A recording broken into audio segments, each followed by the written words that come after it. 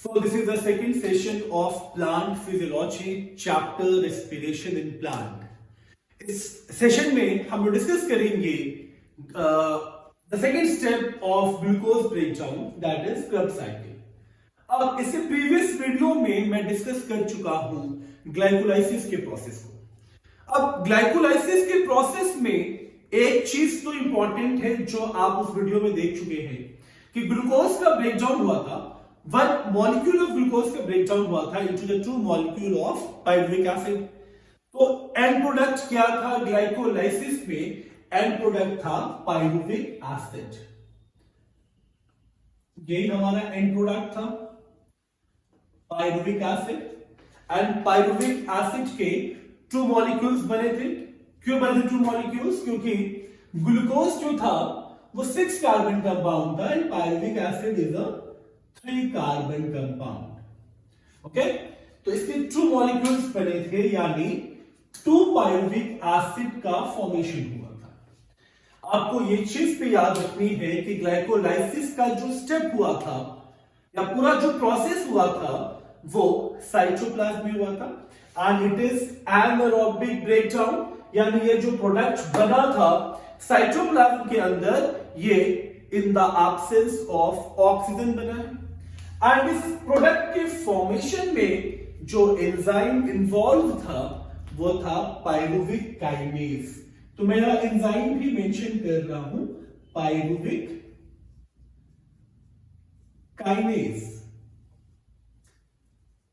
Okay, तो ये जो प्रोडक्ट बना था it is formed in the cytoplasm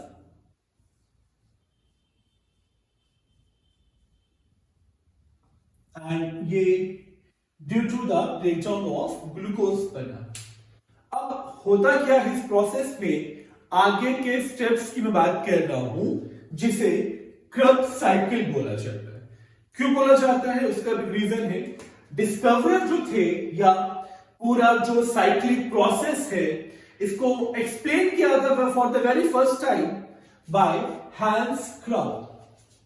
okay, तो Hans Krebs was the person who proposed Krebs cycle.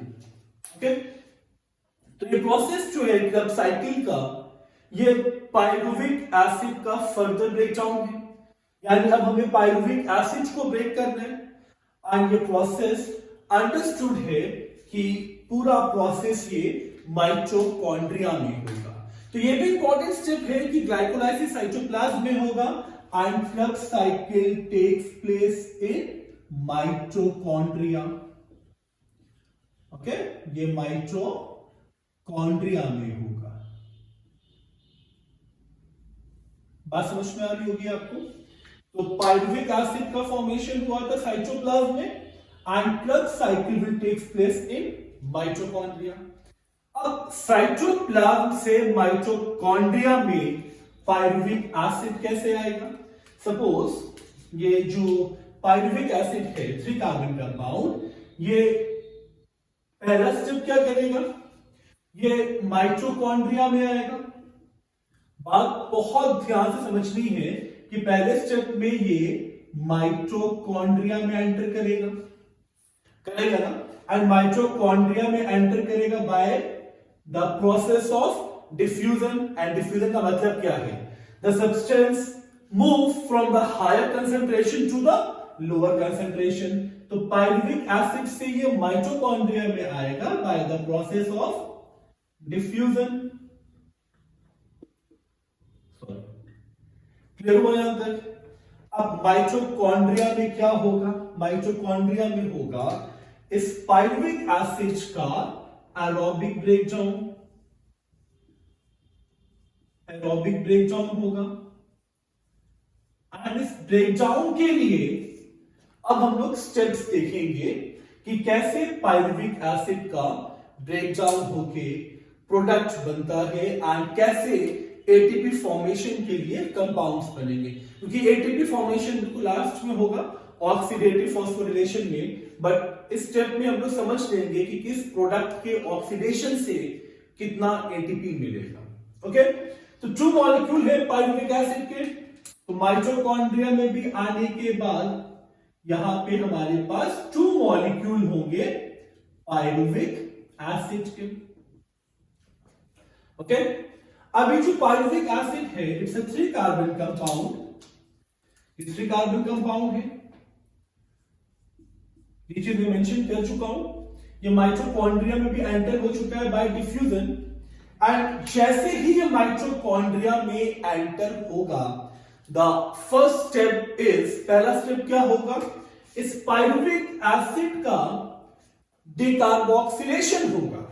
Decarboxylation में क्या होगा, ये अपने एक कार्बन को लॉस्ट करेगा, ये 3 कार्बन कंपाउंड है, और डिकार्बोक्सिलेशन से क्या होगा कि एक कार्बन रिलीज हो गया। देखिए 3 कार्बन कंपाउंड से हम एक कार्बन को रिलीज कर चुके हैं ना, तो बचेगा हमारे पास 2 कार्बन। तो यहां पे जो प्रोडक्ट आएगा बाय द प्रोसेस ऑफ, ये जो प्रोसेस हुआ है ये हुआ है डिकार्बोक्सिलेशन,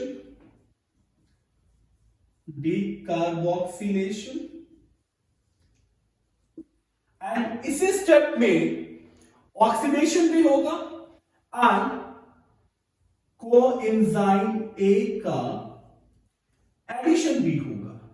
जब कोएंजाइम ए का एडिशन होगा एंड ऑक्सीडेशन होगा, तो ऑक्सीडेशन में क्या होगा, या तो ऑक्सीजन का एडिशन होगा या रिमूवल ऑफ हाइड्रोजन होगा। ये बात समझ में आ रही होगी आपको। देखिए पहले तो डिकार्बोक्सिलेशन हुआ, CO2 रिमूव हुआ, बचा है हमारे पास 2 carbon compound, and pyruvic acid का ऑक्सीडेशन होगा, तो ऑक्सीडेशन में क्या होगा, H2 रिमूव होगा ना, तो उस H2 को एक्सेप्ट कौन करेगा, NAD, and NAD becomes NADH2। तो ये दोनों स्टेप आपको बहुत ध्यान से समझने हैं। पहला is decarboxylation and the second one is oxidation. तो पहले डिकार्बोक्सिलेशन होगा, देन ऑक्सीडेशन होगा।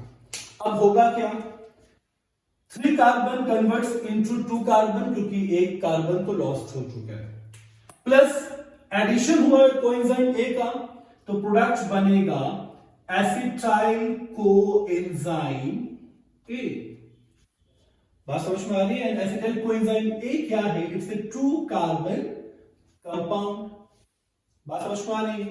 और ये 2 कार्बन कंपाउंड को एक्सेप्ट करेगा, इसको एक्सेप्ट करेगा 4 carbon compound, that is oxaloacetic acid. तो 2 carbon compound and 4 carbon compound, formation किसका कितना होगा, 6 कार्बन कंपाउंड का, and 6 carbon compound is citric acid, या हम इसे सिट्रेट भी बोल सकते हैं। तो दिस इज 6 कार्बन कंपाउंड। पहला स्टेप तो आपको बहुत ध्यान से समझना है, 2 + 4 6 कार्बन कंपाउंड का फॉर्मेशन होगा, दैट इज सिट्रिक एसिड का फॉर्मेशन होगा by the enzyme citrate synthetase. Okay, अब सिट्रिक एसिड का फॉर्मेशन होगा which is a 6 carbon compound, and citric acid isomerized हो जाएगा, यानी सिर्फ एक आइसोमराइजेशन का मतलब क्या है कि स्ट्रक्चर में स्लाइट मॉडिफिकेशन होगा, बट पोजीशन सिर्फ चेंज होगी, नंबर ऑफ कार्बन कंपाउंड नहीं चेंज होगा, एंड प्रोसेस जो आइसोमराइजेशन का होगा, तो आइसोमरेज क्या करेगा, आइसोमराइजेशन करेगा एंड प्रोडक्ट बनेगा आइसोसिट्रिक एसिड। तो ये ऑब्वियस है कि आइसोसिट्रिक एसिड में भी 6 कार्बन का फॉर्मेशन होगा, क्योंकि यहां सिर्फ आइसोमराइजेशन है, तो कार्बन का कंटेंट तो चेंज नहीं होने वाला। अब देखिए इंपॉर्टेंट क्या है, जो पहला स्टेबल प्रोडक्ट बना है, आई रिपीट, जो पहला स्टेबल प्रोडक्ट बना है वो बना है citric acid. That's why Krebs cycle is also known as citric acid cycle. Okay? And citric acid का जो स्ट्रक्चर है, जो केमिकल स्ट्रक्चर है, इसमें 3 कार्बोक्सिलिक ग्रुप का फॉर्मेशन होता है, 3 कार्बोक्सिलिक एसिड का फॉर्मेशन होता है. Carboxylic acid is COOH and इसमें 3 कार्बोक्सिलिक एसिड का फॉर्मेशन होगा. ओके, तो that's why it is also known as tricarboxylic acid cycle. तो Krebs cycle is also known as, मैं यही पे मेंशन कर रहा हूं, it's a very important part because of the first stable product of citric 6 carbon compound, that is citric acid. It is also known as citric acid cycle या citrate cycle. और मैं ये रब कर रहा हूं, citric acid cycle और tricarboxylic acid cycle. तो TCA is tricarboxylic acid cycle.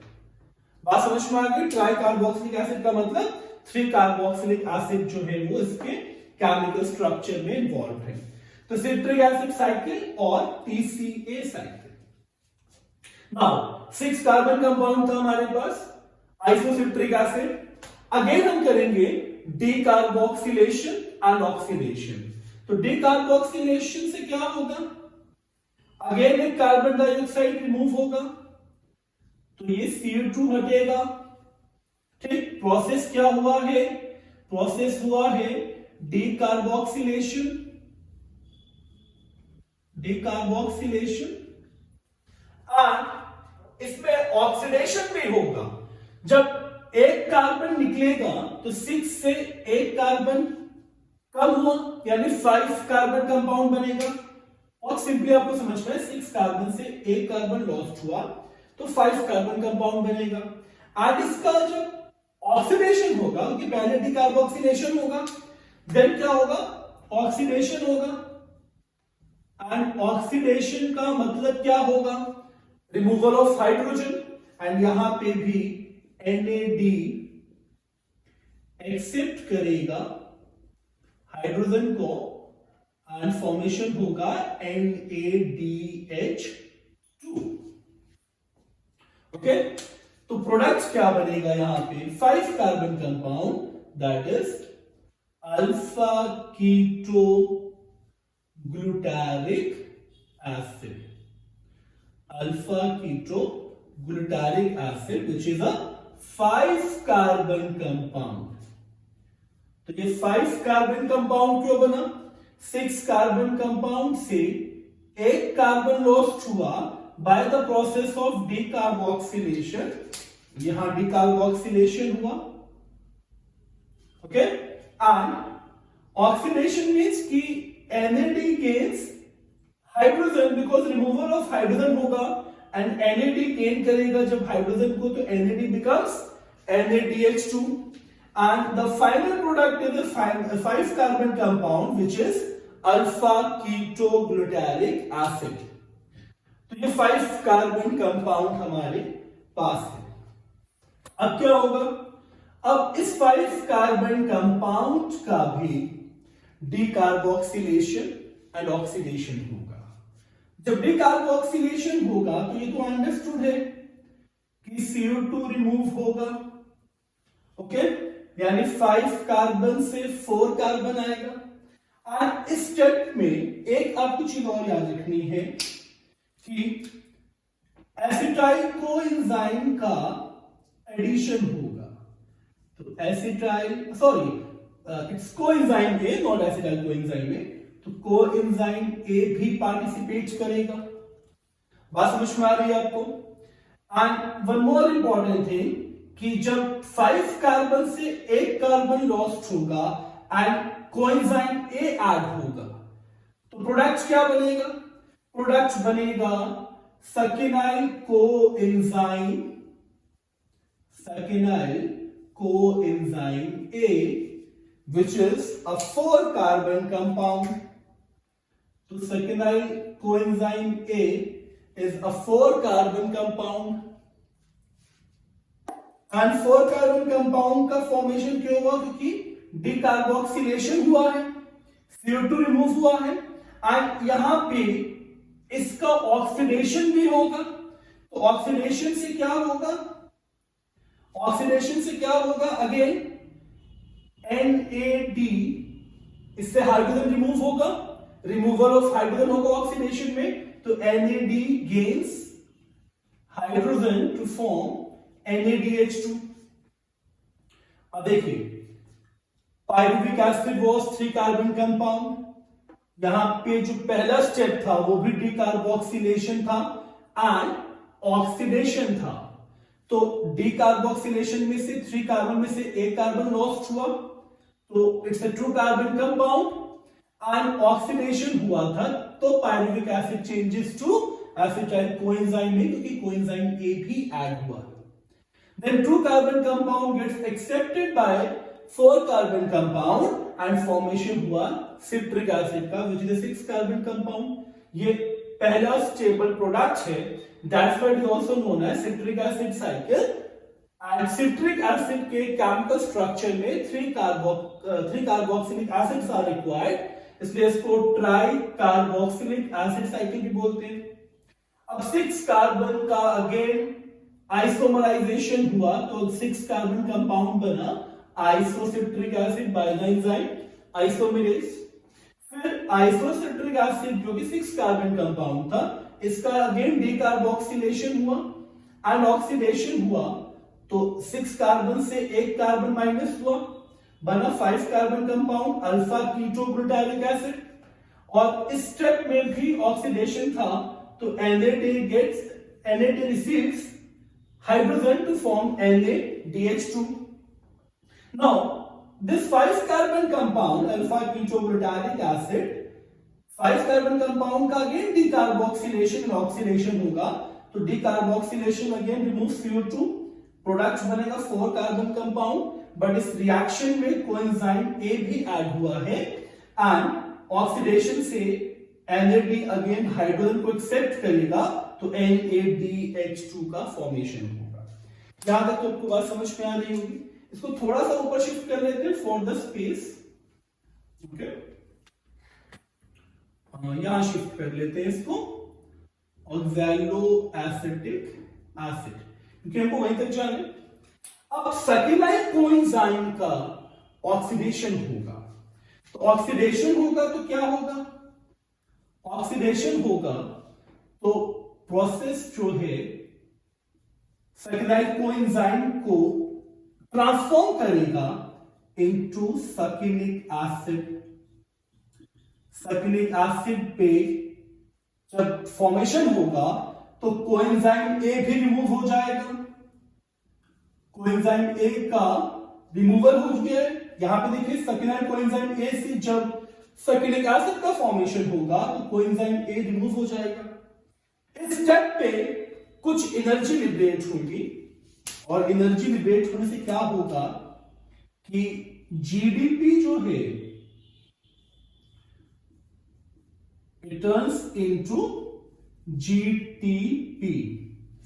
ये सिमिलर टू एटीपी है, that ATP is adenosine triphosphate and GTP is guanosine triphosphate. तो इसका भी ऑक्सीडेशन आपको, या it is very similar to ATP. तो सकिलाइल कोएंजाइम ए का फॉर्मेशन हुआ सकिलिक एसिड में due to the removal of coenzyme A and oxidation also, तो ये प्रोडक्ट बना सकिलिक एसिड। अब सकिलिक एसिड से अगेन इसका ऑक्सीडेशन होगा, सकिलिक एसिड का ऑक्सीडेशन होगा, तो प्रोडक्ट बनेगा फ्यूमेरिक एसिड। फ्यूमेरिक एसिड, ये तो 4 कार्बन कंपाउंड है, ये oxaloacetic acid. Fumaric acid is also a 4 carbon compound and it is formed due to the oxidation of succinic acid. तो सकिलिक एसिड के ऑक्सीडेशन से फ्यूमेरिक एसिड का formation हुआ। यहां पे भी एक एंजाइम इंपॉर्टेंट है, that enzyme is fumarase. And oxidation हुआ है तो ये अंडरस्टूड है कि रिमूवल ऑफ हाइड्रोजन भी होगा। जब रिमूवल ऑफ हाइड्रोजन होगा तो इस स्टेप में भी एक चीज तो ऑब्वियस है कि हाइड्रोजन का जो एक्सेप्टर है यहां पे वो है FAD and FAD becomes FADH2। Difference क्या है कि एक NADH2 के ऑक्सीडेशन से 3 ATP मिलेगा, बट इसके ऑक्सीडेशन से 2 ATP मिलेगा। Okay, so fumaric acid is also a 4 carbon compound and fumaric acid के ऑक्सीडेशन से यहां पे फिर एक स्टेप हम थोड़ा सा और ऊपर कर लेते हैं, oxaloacetic acid which is a 4 carbon compound, तो 4 carbon compound, so fumaric acid का भी ऑक्सीडेशन होगा। यहां पे ये फिर अगेन ऑक्सीडेशन कर रहा है एंड ऑक्सीडेशन से प्रोडक्ट क्या बनेगा, फुमारिक एसिड से malic acid. And the last step is the formation of acetyl coenzyme A. ये पूरा यहां पे थोड़ा सा बोर्ड अभी फिल हो चुका है, बट इसको मैं समझाऊंगा, थोड़ा सा पॉइंट आउट कर दूंगा इंपॉर्टेंट पार्ट को। तो फुमारिक एसिड का ऑक्सीडेशन हुआ, प्रोडक्ट बना malic acid and malic acid का ऑक्सीडेशन होगा, तो ये अंडरस्टूड है इस वाले स्टेप पे NAD अगेन एक्सेप्टर का काम करेगा एंड NADH2 का फॉर्मेशन होगा। ओके, तो ये जो फाइनल प्रोडक्ट बनेगा ऑक्सैलोएसिटिक एसिड, फिर ये एसिटाइल कोएंजाइम ए के साथ मर्ज होके सिट्रिक एसिड का फॉर्मेशन करेगा। अब थोड़ा सा इसमें इंपॉर्टेंट हम लोग स्टेप्स देख लेते हैं। तो first step is decarboxylation and oxidation. तो ये जो पायरुविक एसिड का कन्वर्जन हुआ था एसिटाइल कोएंजाइम ए में, this is the first step in the Krebs cycle reaction. Then acetyl coenzyme A gets accepted by oxaloacetic acid. Okay, ये वाला जो स्टेप आप देख रहे हैं, तो oxaloacetic acid is a 4 carbon compound and it's a 2 carbon compound, acetyl coenzyme A. तो 4 carbon compound plus 2 carbon compound results in the formation of 6 carbon compound, that is citric acid. तो ये हुआ हमारा स्टेप नंबर 2। सिट्रिक एसिड का isomerisation हुआ, isocitric acid बना, या सिर्फ आइसोमेरेस का ही एक फंक्शन है, तो this is step number 3। Then isocitric acid again इसका भी डिकार्बोक्सिलेशन हुआ एंड ऑक्सीडेशन हुआ, तो ये हुआ step number 4 which gives alpha ketoglutaric acid. अब alpha ketoglutaric acid is a 5 carbon compound, it's a 5 carbon compound. Okay, ये 5 कार्बन कंपाउंड है एंड इस 5 कार्बन कंपाउंड से भी डिकार्बोक्सिलेशन हुआ एंड ऑक्सीडेशन हुआ, तो 5 carbon compound turns into 4 carbon compound, that is succinyl coenzyme A. अब देखिए एक कार्बन यहां से 5 कार्बन कंपाउंड था, एक कार्बन लॉस्ट हुआ एज CO2, तो 5 से बन गया 4 कार्बन कंपाउंड, कोएंजाइम भी ऐड हुआ था, तो ये सकिनाइल कोएंजाइम है एंड ये प्रोडक्ट बना ड्यू टू द ऑक्सीडेशन। तो ऑक्सीडेशन में रिमूवल ऑफ हाइड्रोजन, हाइड्रोजन को एक्सेप्ट किया NAD ने एंड प्रोडक्ट बना NADH2। तो ये हो गया आपका स्टेप नंबर 5, मैं यहां मेंशन कर रहा हूं स्टेप नंबर 5। अब सकिनाइल coenzyme A, which is a 4 carbon compound, it oxidizes to succinic acid. So next product is succinic acid, which is again a 4 carbon compound. ये भी 4 कार्बन कंपाउंड है। Okay, अब देखिए सकिनाइल कोएंजाइम में से सकिनिक एसिड की formation में कोएंजाइम का रिमूवल भी हुआ है और यहां एनर्जी भी लिबरेट हुई है in the form of GTP. अब sulphuric acid which is 4 carbon compound, इसका ऑक्सीडेशन हुआ, एंड ऑक्सीडेशन हुआ यानी रिमूवल ऑफ हाइड्रोजन हुआ है, तो यहां पे हाइड्रोजन को एक्सेप्ट कर रहा है FAD एंड प्रोडक्ट बन रहा है FADH2। एंड इसमें भी एक चीज इंपॉर्टेंट क्या है, प्रोडक्ट जो बन रहा है fumaric acid, and fumaric acid भी 4 कार्बन कंपाउंड है। ओके, तो सर्क्यूलर एंजाइम से सर्क्यूलिक एसिड का फॉर्मेशन हुआ स्टेप नंबर 6 में,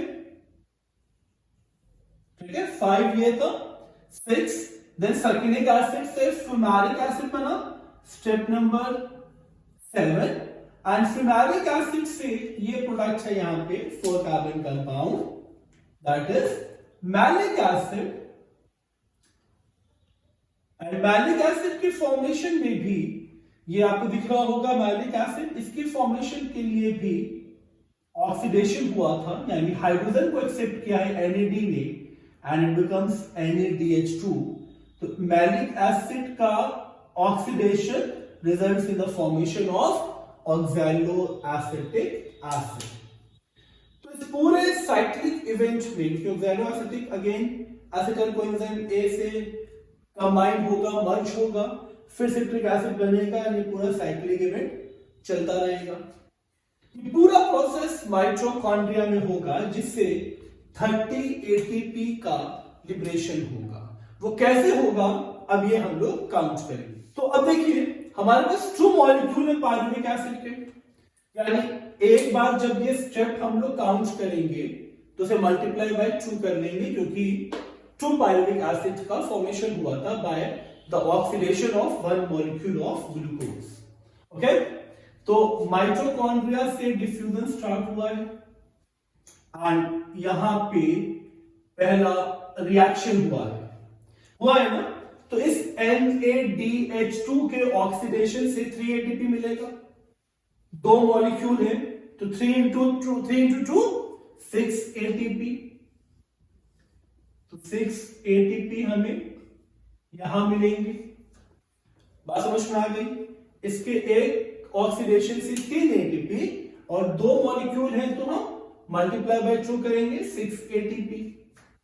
पहले 6 ATP तो हम लोग को मिल गए, फिर अभी सिर्फ आइसोमराइजेशन हुआ था, बट इसके बाद अगेन ऑक्सीडेशन हुआ है, तो यहां पे भी देखिए NADH2 बन रहा है, अगेन NADH2 का एक ऑक्सीडेशन तो 3 ATP and multiply by 2 6 ATP, तो यहां भी 6 ATP बनेगा। ओके, अब ये जो प्रोडक्ट बना था हमारे पास आइसोसिट्रिक एसिड से ऑक्सीडेशन से keto alpha ketobutyric acid which is 5 carbon compound, इसका भी ऑक्सीडेशन हमें NADH2 दे रहा है ना, तो इसके भी ऑक्सीडेशन से हमें 3 into 2 6 ATP देगा ना, तो 6 यहां पे एंड थर्ड 6 ATP यहां पे, फिर यहां एक GTP है which is equivalent to 1 ATP, तो 2 साइकिल है, मतलब 2 पायरुविक एसिड है, तो यहां पे भी 2 ATP। क्लियर? अब इसके बाद देखिए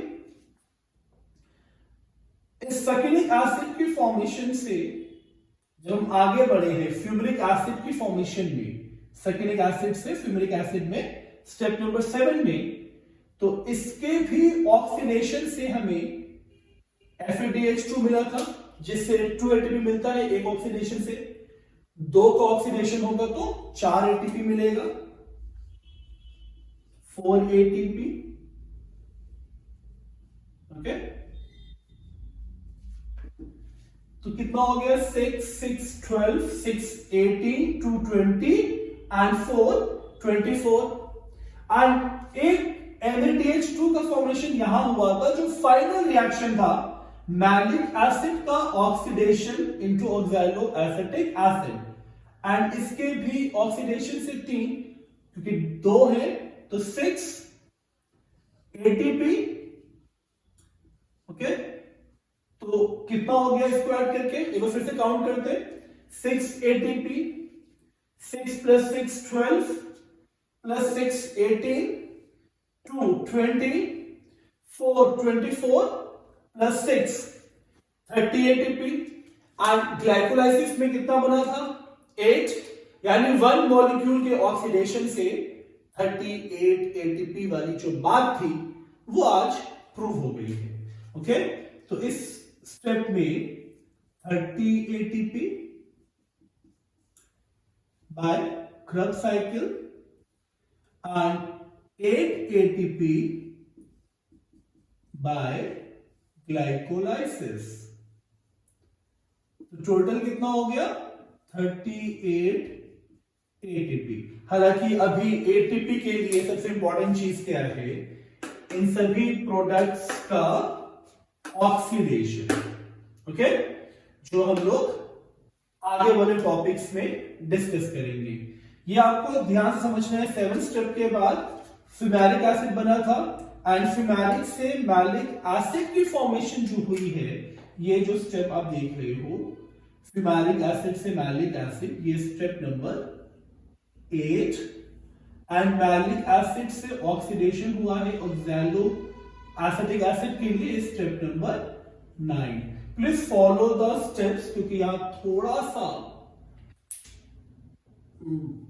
मतलब कॉम्पैक्ट हो गया है, मर्ज हो गया है, बट फिर भी आपको स्टेप से हेल्पफुल रहेगा इस रिएक्शन को समझने में। ओके, तो इस सेशन में हम लोग सिर्फ क्रेब्स साइकिल को डिस्कस करेंगे। नेक्स्ट सेशन में हम लोग डिस्कस करेंगे ETS।